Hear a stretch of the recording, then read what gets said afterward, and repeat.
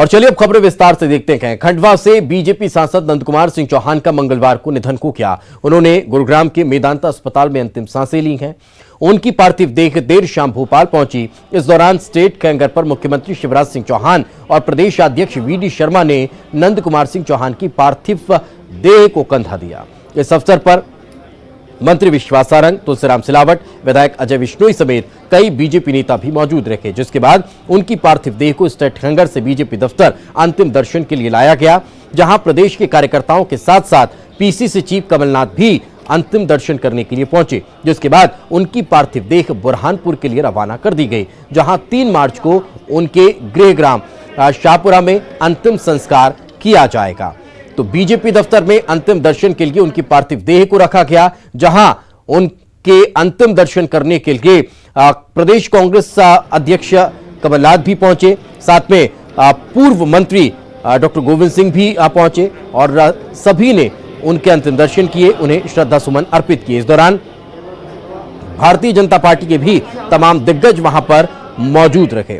BJP दफ्तर में जब नंदू भैया की पार्थिव देह पहुंची तब पूरा परिसर गमगीन नजर आया। तमाम दिग्गज और पार्टी के नेता और कार्यकर्ताओं ने उन्हें श्रद्धा सुमन अर्पित किए और नम आंखों से उन्हें श्रद्धांजलि दी। ये 2 अलग अलग तस्वीरें।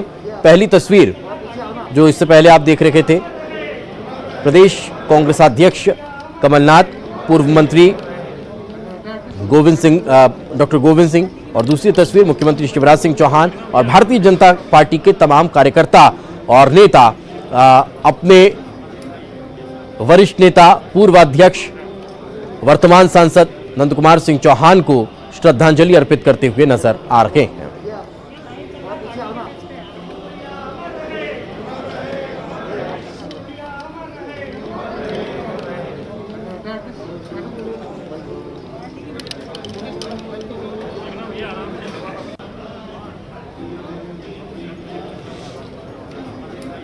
मेरे साथ संसद में बहुत साल रहे, बड़े सरल स्वभाव के थे। हम सब कहते थे कि अगर बीजेपी के सीटों में कोई सदस्य बैठा है जो शरीफ और सरल स्वभाव का है, वो हमारे साथी थे। आज बड़ा दुख है कि इस प्रकार के व्यक्ति जो एक समाज सेवक के रूप में ज्यादा जाने जाते थे, राजनीति में वे उदाहरण थे। तो और मैं उन्हें श्रद्धांजलि अर्पित करता हूं और परिवार, पूरे परिवार से दुख। आज नंदू भैया अंतिम बार कार्यालय आए हैं, वो चलकर नहीं आ पाए। उनके पार्थिव शरीर को हमको लाना पड़ा। कभी सोचा नहीं था कि इतनी जल्दी ये दुर्दिन देखना पड़ेगा। इसी कार्यालय में कार्यकर्ता के नाते में कई बार आए, 6 बार प्रदेश महामंत्री रहे, जब इस कार्यालय में वो बैठे। 2 बार प्रदेश अध्यक्ष के नाते इसी कार्यालय से भारतीय जनता पार्टी के काम भैया भारतीय जनता पार्टी के एक बड़े कम्युनिस्ट और कर्मठ कार्यकर्ता थे।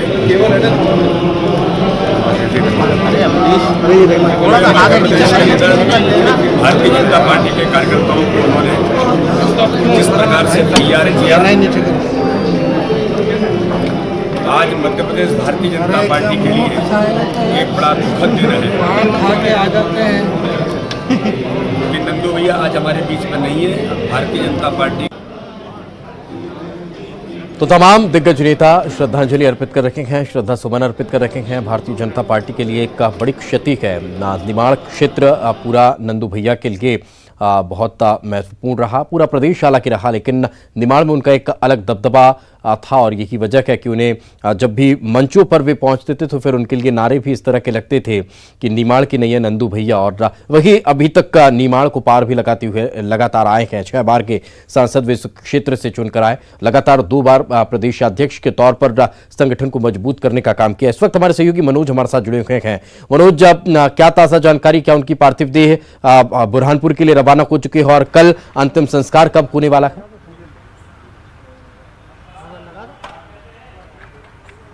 जी बिल्कुल, तमाम बीजेपी के नेता खुद सीएम शिवराज सिंह चौहान, इसके अलावा पूर्व मुख्यमंत्री कमलनाथ के साथ तमाम कांग्रेस के नेता भी मौजूद थे। श्रद्धांजलि कार्यक्रम बीजेपी कार्यालय में आयोजित किया गया था, क्योंकि स्टेट हैंगर से जो है सम्मान पूर्वक तमाम जो बीजेपी के नेता थे वो पार्थिव शरीर को बीजेपी कार्यालय लाए थे और यहाँ पर करीब 2 घंटे तक श्रद्धांजलि का कार्यक्रम चला। उसके बाद जो पार्थिव शरीर है उसे यहाँ से रवाना किया गया। तमाम बीजेपी के नेता साथ में गए, साथ में कई नेता जो है सड़क मार्ग से पहुँचने वाले हैं और जो तमाम जो यहाँ पे श्रद्धांजलि दी गई उस दौरान तमाम जो बयान थे नंद कुमार सिंह चौहान को लेके, जो यादें थी वो कहीं ना कहीं सीएम शिवराज सिंह चौहान हो या कमलनाथ हो या फिर दूसरे बीजेपी के तमाम नेता, वो उनकी बातों को बताते रहे, उनकी यादों को वो याद करते रहे। और इसके आज जो है यहाँ से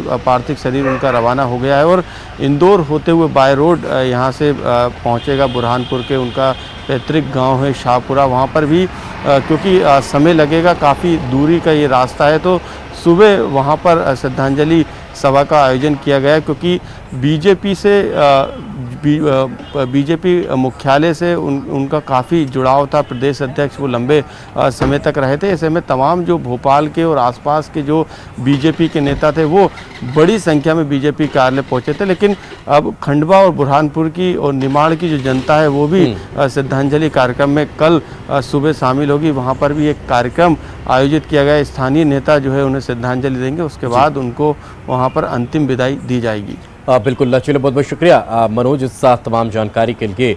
और चलिए फिलहाल वक्त एक छोटे से ब्रेक के बाद जल्द हाजिर होंगे। ब्रेक के बाद एक बार फिर आपका स्वागत है। वित्त मंत्री जगदीश देवड़ा ने साल 2021-22 के लिए मध्य प्रदेश का बजट पेश किया है। इस बजट का आकार 2,41,375 करोड़ का रहा है। बजट में न कोई नया टैक्स लगाया गया है और न ही किसी पुराने टैक्स में कोई इजाफा हुआ है। वहीं अनुमानित राजकोषीय घाटा 50,938 करोड़ रुपए है।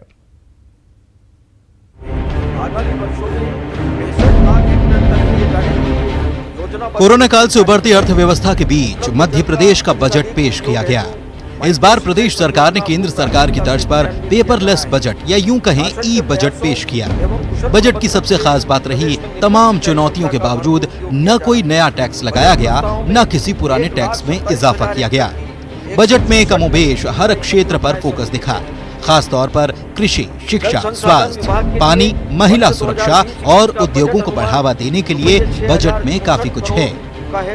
बजट स्कूलों के विकास के लिए 1,500 करोड़, स्वास्थ्य के लिए 15,622 करोड़, जल संसाधन के लिए 6,432 करोड़, पीडब्ल्यूडी के लिए 7,341 करोड़, किसानों को 0% ब्याज पर ऋण के लिए 1,000 करोड़, नर्मदा घाटी विकास के लिए 3,680 करोड़, भोपाल और इंदौर मेट्रो रेल के लिए 262 करोड़ रुपए का प्रावधान किया गया।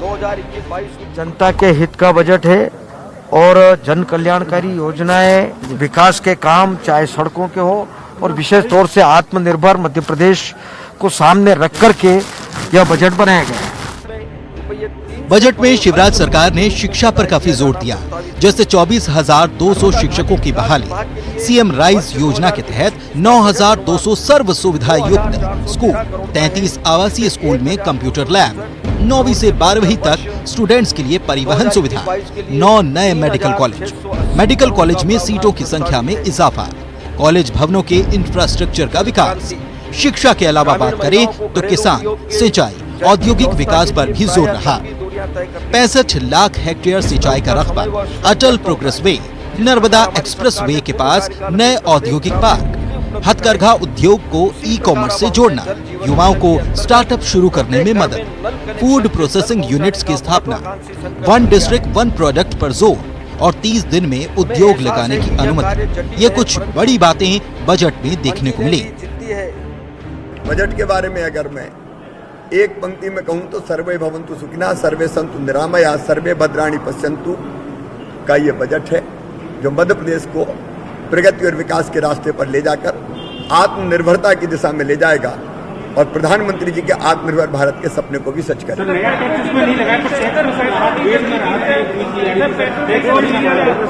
इन परिस्थितियों में जो बजट प्रस्तुत किया गया है वो सर्वश्रेष्ठ। आज आम जनता पिट रही है पेट्रोल, गैस, डीजल, अब तो रसोई के तेल से। इसके बारे में कुछ नहीं, केवल प्रावधान, केवल प्रस्तावित और आत्मनिर्भर का ये बजट है। मुझे दुख है कि जिस दिशा में, जिस रास्ते में मध्य प्रदेश को ले जा रहे हैं, मध्य प्रदेश का भविष्य अंधेरे में है और सबको इसमें मिलकर मध्य प्रदेश की विकास की बात, मैंने कहा था, अगर विकास की बात हो, रोजगार की बात हो, ये सबसे बड़ी चुनौती है। रास्ते भी जितनी है। हालांकि विपक्ष ने बजट की तारीफ नहीं की। गैस पीड़ितों को फिर से पेंशन मिलेगी, नई सड़कें, नए पुल, सोलर पार्क, पन्ना में डायमंड म्यूजियम, छतरपुर के जटाशंकर में रोप वे और हर जिले में महिला थाना खुलेगा। इसके अलावा कान्हा, बांधवगढ़, पेंच, सतपुड़ा नेशनल पार्क में नाइट सफारी और मुख्यमंत्री तीर्थ दर्शन योजना की फिर से शुरुआत भी ई बजट से क्लिक हो गई। शरद श्रीवास्तव के साथ अनुराग श्रीवास्तव, न्यूज़ 18 भोपाल। तो बीजेपी ने बजट की तारीफ की है, जबकि कांग्रेस बजट को निराशाजनक बता रही है। अत्यंत आशाजनक है। शिवराज सिंह चौहान जी ने इस बजट के माध्यम से एक बार फिर से ये साबित कर दिया है कि मध्य प्रदेश की जनता के हित उनके लिए सर्वोपरि हैं, भारतीय जनता पार्टी परिवार के लिए सर्वोपरि है। देश के यशस्वी प्रधानमंत्री माननीय मोदी जी आत्मनिर्भर भारत के जिस लक्ष्य को लेकर देश को उस दिशा में आगे लेकर जा रहे हैं, हम कह सकते हैं कि उनका अनुसरण करते हुए माननीय शिवराज सिंह चौहान जी ने आत्मनिर्भर मध्य प्रदेश की भूमिका इस बजट के माध्यम से रखी है। बजट तो निराशाजनक इसलिए कहूंगा, ये पॉलिटिकल स्टेटमेंट नहीं है। आज जब इस भीषण महंगाई के समय में आम जनता को राहत की अपेक्षा थी तो वो तो पूरी नहीं की गई। आज जो हमारा नौजवान बेरोजगार है उसको कैसे आत्मनिर्भर बनाएंगे, कैसे उसके हाथों को काम देंगे, इसके लिए तो कुछ नहीं कहा गया। किसान आज जब परेशान है, आत्महत्या मध्य प्रदेश में सर्वाधिक फिर से किसान करने लगे हैं, तो उसके लिए कुछ नया प्रस्तावित नहीं किया गया। हमारी माताएं, बहनें, गृहिणियां जो घरों के चूल्हे चौके में काम करती हैं, उनको राहत देने का कोई कदम उठाया नहीं गया। खाद्य तेल भी महंगा, रसोई गैस भी महंगी, रोज जरूरतों की चीजें भी महंगी। इस बजट को देखकर मुझे ऐसा लग रहा है कि भाजपा सरकार मध्य प्रदेश को आत्मनिर्भर नहीं, ऋण निर्भर बनाना चाहती है। आपने खुद देखा होगा बजट के भाषण में राजस्व प्राप्तियां हैं लगभग 1,64,000 करोड़ और वहीं राजस्व पूंजीकृत व्यय को अगर अपन मिलाएं तो वो आ रहा है लगभग 2,40,000 करोड़। तो इसमें डेफिसिट आ रहा है लगभग 80,000 करोड़ का। तो ये कहां से कवर करेगी सरकार? तो कमलनाथ जी की सरकार ने किसान ऋण माफी चालू की थी, लेकिन सरकार क्योंकि बीच में बदल गई तो काफी प्रक्रिया शेष रह गई थी। हमें उम्मीद थी कि इस बार जो शेष किसान रह गए हैं उनके लिए ऋण माफी का प्रावधान होता, वो भी नहीं किया गया है।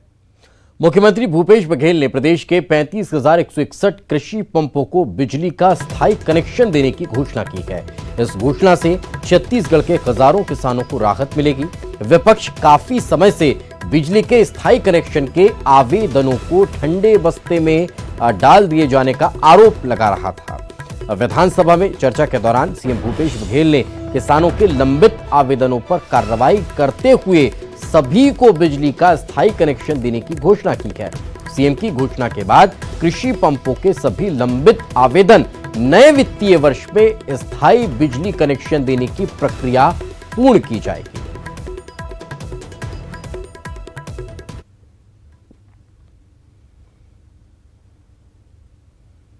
और इसी के साथ इस बुलेटिन में फिलहाल इतना ही। खबरें लगातार जारी हैं।